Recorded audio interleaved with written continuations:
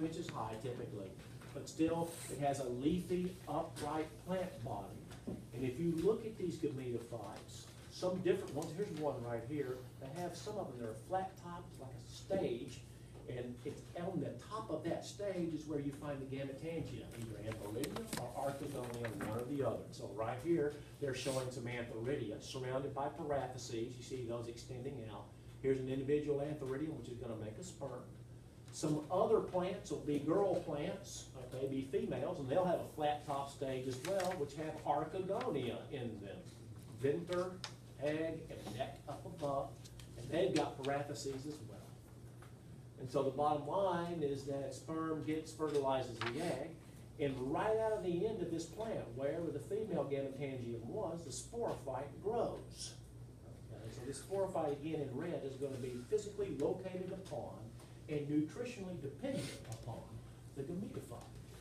So here you have the sporophyte growing forth. Can't see the foot buried down there somewhere, but there's a really long seta that elevates, and here's the capsule. The capsule is more sophisticated in the mosses. It's one of the reasons we think that mosses are more complex in an evolutionary sense.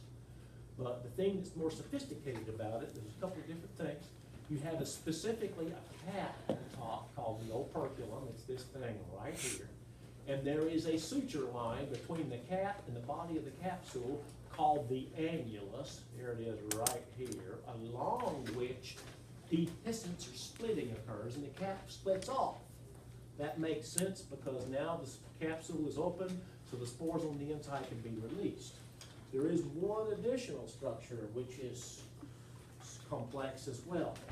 It's not this little line, that little black line is the annulus right there. It's these teeth, these black teeth up above it, and that is called the thingamajig. What's that thing called? Peristome. Oh, thank you. Okay, that's called a peristome, and it has teeth, okay, that interlock, and as they dry, it opens up. The teeth open up.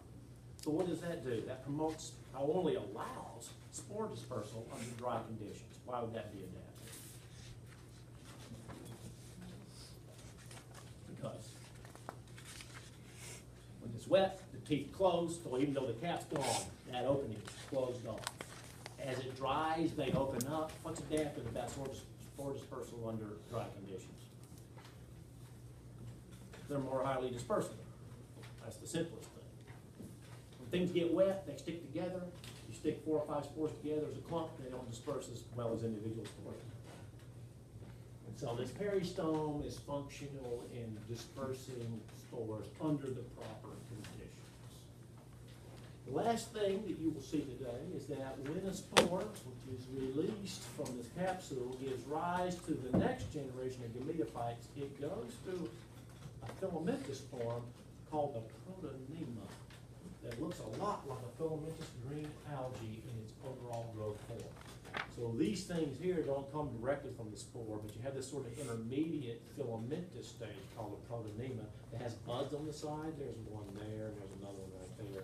And it's growth from these buds, upright growth, that gives rise to these gametophyte bodies that we're familiar with. Let me show you a few pictures. Here's a gametophyte plant body with gametangia on the end. Here's some more gametophytes. You see these flat top stages? Those are gametangial branches with both male and female gametangia. Here is a gametophyte plant body, a leafy upright moss right there. Okay. Here is a, what's this? Can you tell me what that is? The venter? Yes, and the neck's above. There's the egg. What's this thing? Paraphyses, okay, they function in trapping water in and around gametangia. What are these things?